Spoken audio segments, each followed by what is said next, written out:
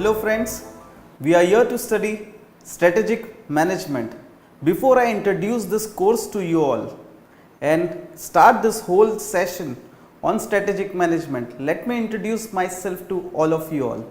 I am Deepak Gupta. To give my background, I have completed my Bachelor of Management Studies. Immediately after that, I completed my MCom, which was again in management. Then I completed my Masters in Marketing Management from one of the known institute, that is Wellinger. And then currently I recently completed Advanced Program for Marketing Professional from IIM Kolkata. Now let us focus on this subject, that is strategic management, which is one of the most important subject in whole management. If you look today in the whole business scenario, you will find human resource management, you will find financial management, you will find IT management, and all of them have actually forwarded or got into strategies now. You look at the subjects today, you find them financial strategies, you find human resource strategy, you find marketing strategy. These are nothing but the extension of strategic management. So until and unless you know what is strategic management, you will never be able to understand what is HRM strategy, what is financial strategy, or what is IT strategy. Now let me tell you, why would you as a student need to study this subject? Now if I ask you, is there any war in the market? There was First World War, Second World War, was there any Third World War?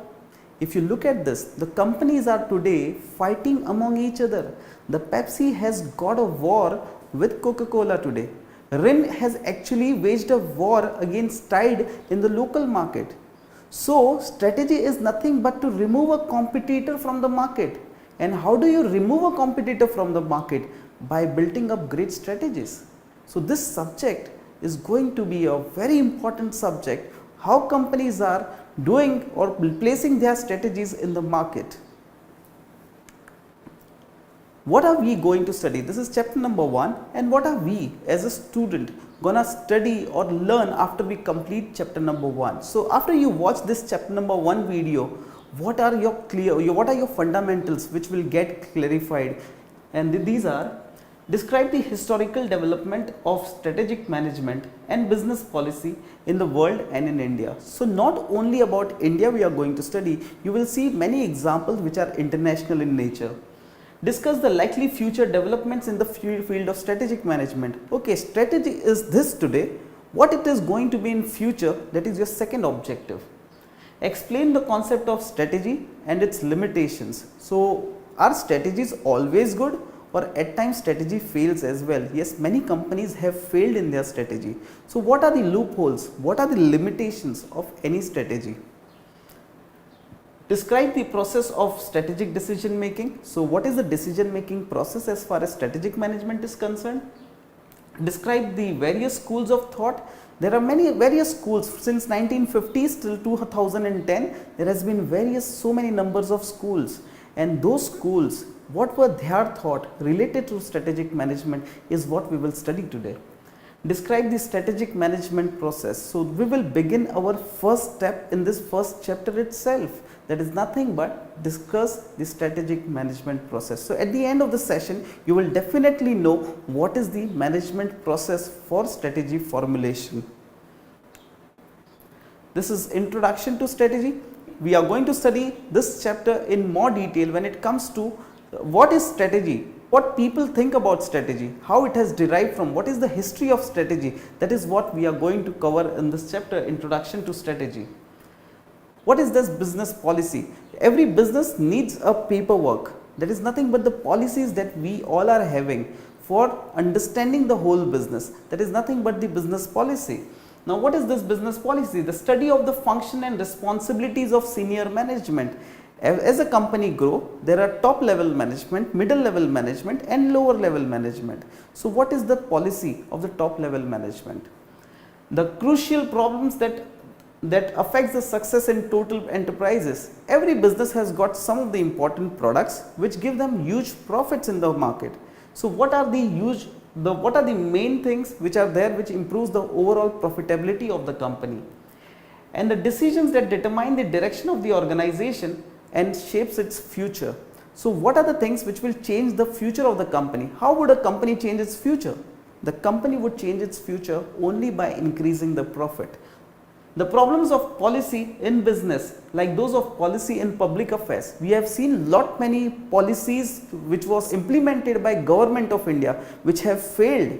But same way we have to study the policies from corporate point of view. Have to do with the choice of purpose, the molding of organizational identity and character. So we have to understand what is the whole organization is all about, what is their character is all about. So as a, like for example in corporate social responsibility, you say there is something called as corporate identity or corporate citizen. Why corporate is given a name of a citizen? Because corporates have become bigger than the individuals. Some of the companies, if you look at their profitability, it is bigger than the GDP of some countries. That is why it's very important for us to understand them. The continuous definition of what needs to be done and the mobilization of resources for the attainment of goals in the face of competition or adverse circumstances. So every company like Kingfisher is facing a crucial, it's a time where company is not having enough profit. So what it is going to do in the coming time so that it moves from a red line to a green line company. So what are the functional areas of management, where strategies are required and why is it required and what are their basic duties? So if we look at the functional areas, first is finance. What is the basic job of a finance department? The basic job of every finance department is to get the funds and to utilize the funds. That is nothing but sources of fund and application of fund. What are the various sources of fund? We have shares, we have debentures, we have short term funds, we have long term loans, we have almost venture capitalists for getting the funds. Now after you get the funds, we need to give these funds to all the other departments of the company. For example, if Just Dial plans to hire Amitabh Bachchan, who is their current brand ambassador, and Amitabh Bachchan says, I need 10 lakhs or 1 crore or 4 crore for that matter for doing that commercial. Where is marketing department going to get that money from? That money is going to come from finally from the finance department, and finance is getting it from the banks. The banks are giving short term funds, long term loans, public deposits, short term debentures, long term debentures, preference shares and so many other ways through which you get your funds. Then we have HR, human resource. What is this human resource? What is their job? To get the talent, to retain them, and whenever they need, we have to make sure that there is a proper policy of leaving the whole organization. Then we have IT department. IT is nothing but support system. Today you are watching this lecture only because of IT is somewhere supporting this whole system. So IT becomes a support system for all the departments. Then comes marketing. Marketing means understand the need of the customer and then deliver the product. You can't just go and sell the product in the market. Gone are those days when we used to have one size fits all.